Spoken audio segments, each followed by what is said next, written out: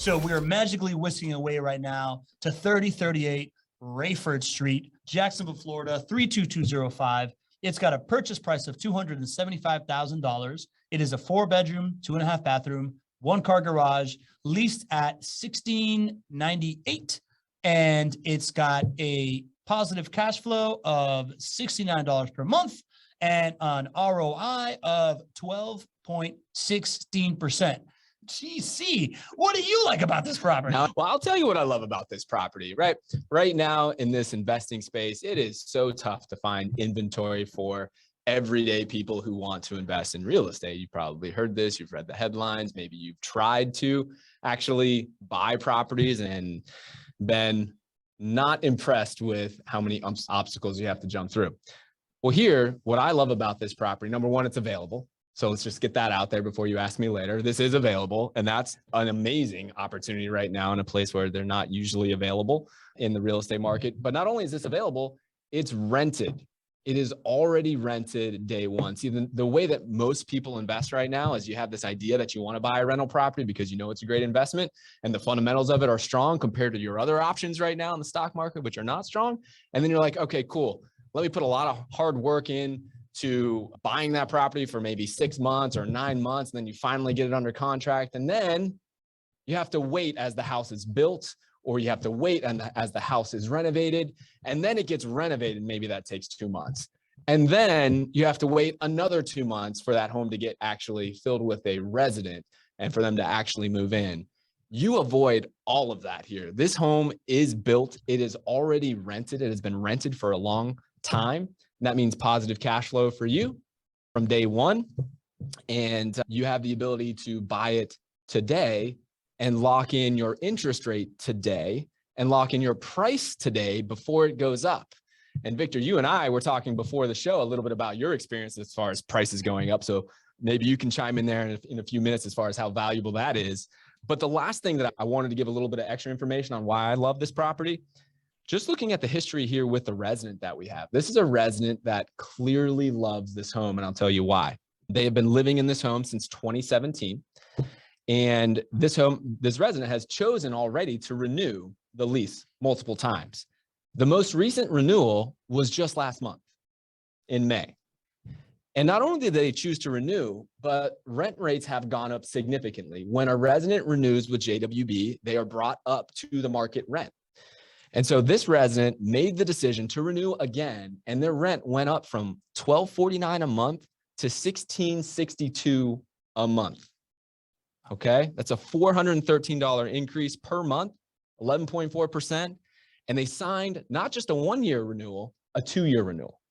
So they love this house. We want residents that, of course, love the homes that we're in, because that means there's a greater chance of them staying longer. And when you have happy residents that stay longer, you win as a rental property investor. So I like this one.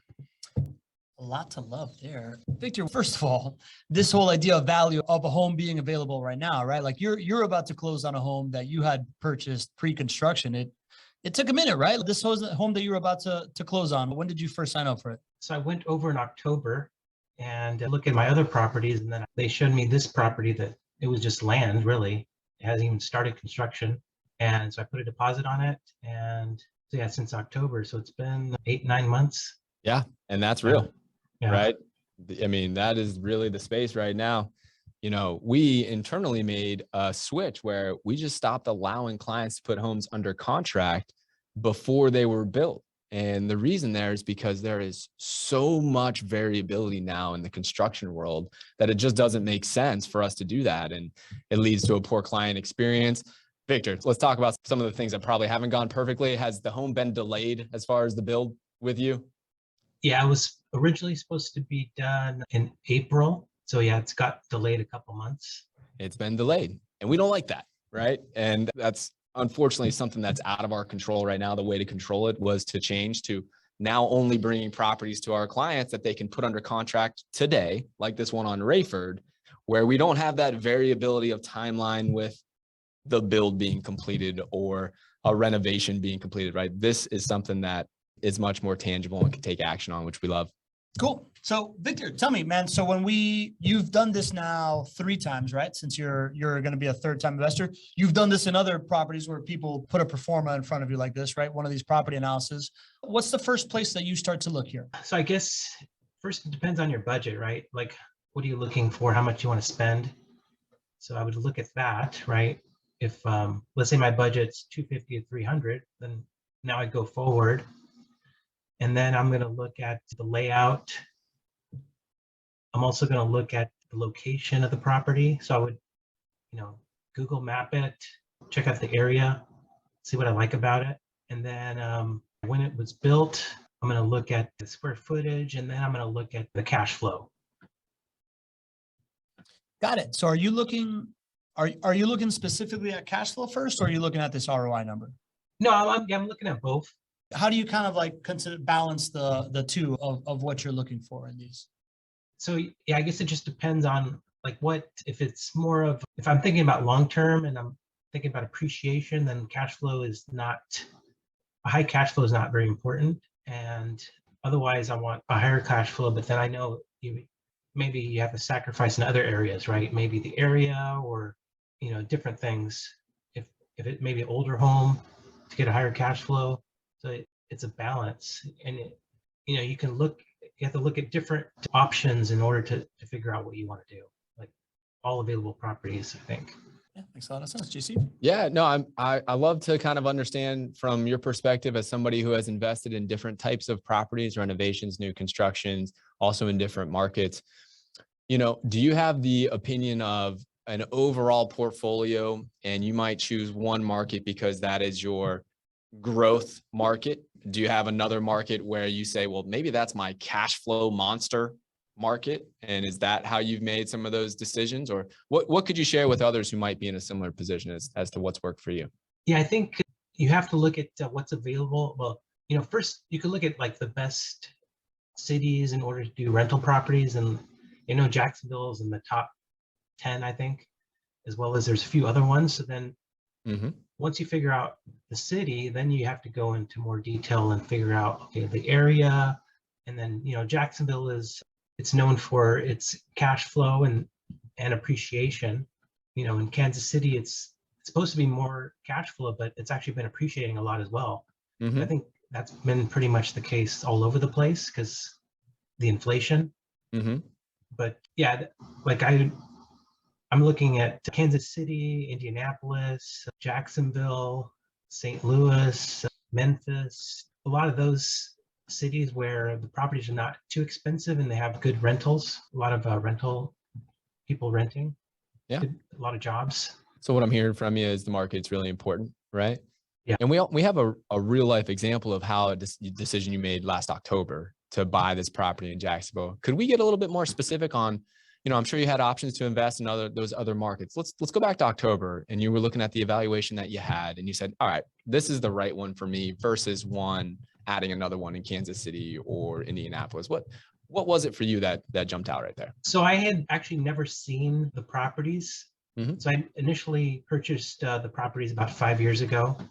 And I've been to Jacksonville like 10 years ago, but I'd never seen those properties that I bought. So I wanted to go and then I took my other friend who's interested in purchasing property. And we drove around my properties and we looked at other properties that were available. And I liked the area for this property, which was pretty close to one of the other properties. And I wanted new construction because the prices were pretty similar anyways. And then the cash flow was good. I knew appreciation was going to be good.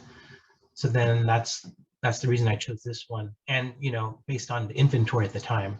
Makes a lot of sense. And another reason why we should have anybody who's interested coming on out to that Jacksonville tour on June 24th, that's true. Right? That's true. It's amazing how when you don't have to come to a market to be able to buy a rental property, but if you have a chance to come out there and see a market like this, clearly it helps you have more confidence to go ahead and invest some of your hard-earned dollars in that marketplace. So come on out June 24th. Yeah, coming out June 24th. Victor, you were also telling us something. You were just hitting on this whole like appreciation play.